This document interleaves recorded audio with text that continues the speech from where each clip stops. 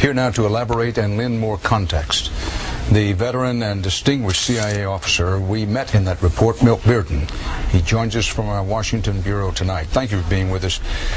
What's at stake in the way we respond to these attacks, Mr. Bearden? Dan, I think just about everything is at stake. There is probably no more important action that the United States will take in the last 40 or 50 years than how we handle retribution and retaliation for what happened yesterday in New York and in Washington. Well, if the president should come to you and ask you, what do you think I should do, what would you tell him?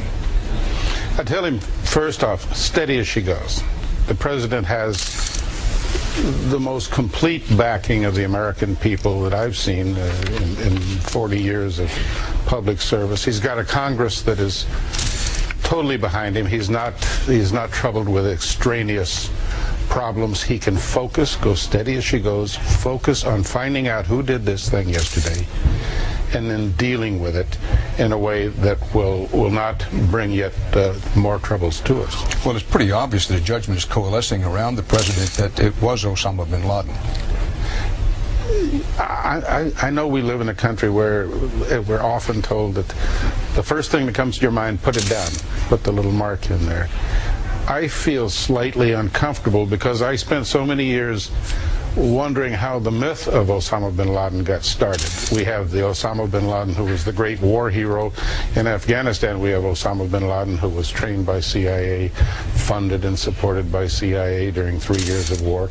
I was there at the same time bin Laden was there. He was not the great warrior that went and fought the Soviet Union to a standstill. CIA had nothing to do with him. I think that mythological Osama bin Laden, never mind that he's an absolutely evil man, but the mythological Osama bin Laden causes me trouble, and I think maybe there is another answer out there. I'm not certain that I know what it is.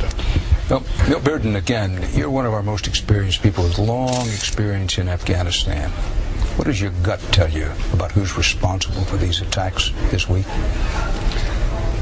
My gut tells me we don't know the answer yet. My gut tells me that I'm not going to go with the first answer that comes to mind, but there's quite possibly something else out there. Experts will jump on you and say it's Osama bin Laden's MO.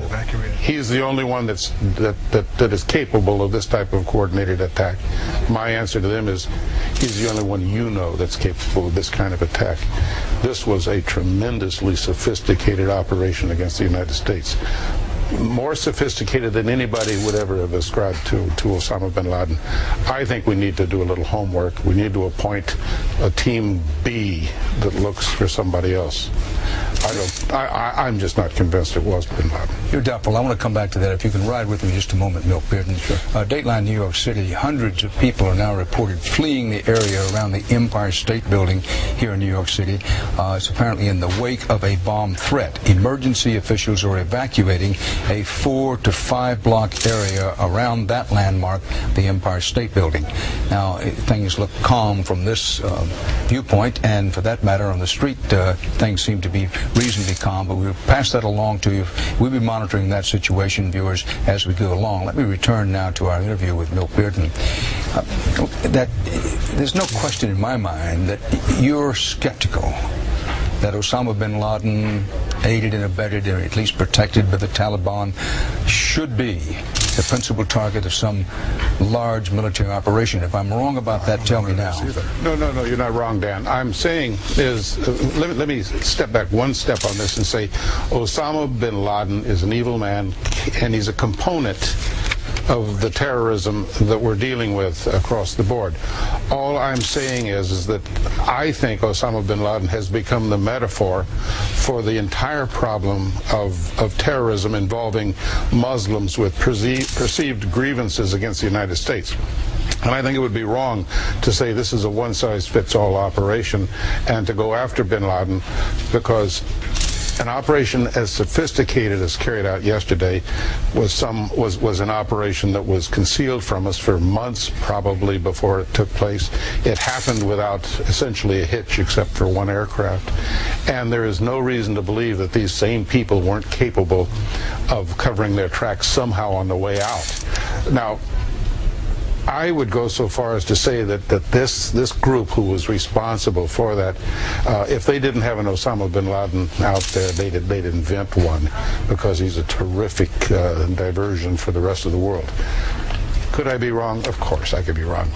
It could be Osama bin Laden. If that's the case, it's an easy solution for the president.